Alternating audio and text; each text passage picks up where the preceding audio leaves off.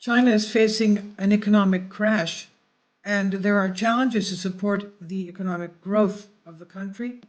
This is according to the World Bank, the latest China Economic Update, June 2022. China's economic update. China's economy is projected to slow this year. After a strong start in early 2022, the largest COVID-19 wave in 2 years disrupted China's growth normalization, and the World Bank projects real GDP growth to slow sharply to 4.3% this year. That's 0.8 percentage points lower than projected in the December China Economic Update. This downward revise largely reflects the economic damage caused by Omicron outbreaks and prolonged lockdowns in parts of China from March to May. Growth momentum is expected to rebound in the second half of this year, helped by aggressive policy stimulus to mitigate the economic downturn. There are risks to China's growth, and they're unevenly balanced, and downside risks prevail. The World Bank says the reemergence of newly highly transmittable variants of COVID could lead to more prolonged economic disruptions, as highlighted in the special topic of the edition of China Economic Update. Risks could also stem from persistent stress in the real estate sector. We know that China real estate sector is really down. They have built whole cities that are vacant.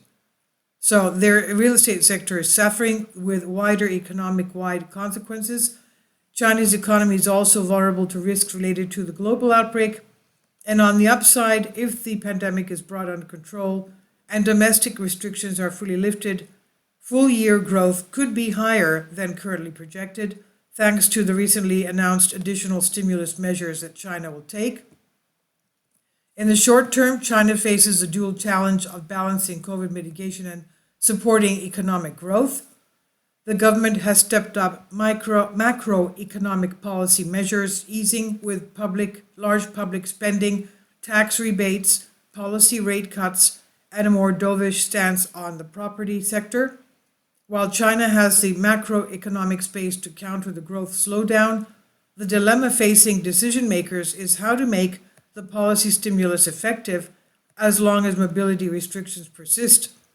Recurrent outbreaks are adding to economic uncertainty, weighing on private investment and consumption, and reducing the effectiveness of China's policy measures.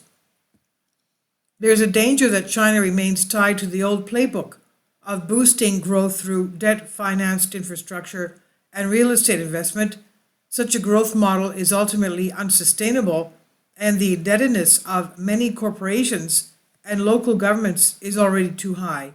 Instead, policymakers could shift more of the stimulus onto the balance sheet of the central government and direct public investment towards the greening of public infrastructure. Fiscal support could also target measures to encourage consumption directly, for example, through the wider use of consumption vouchers.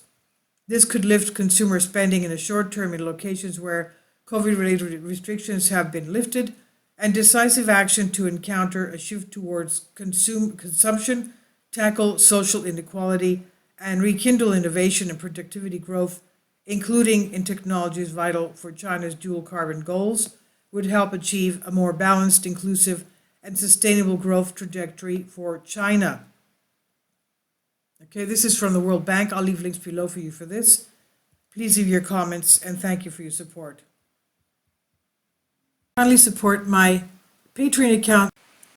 The daily posts are 5 videos daily, and they are totally different from what I have on my YouTube channel.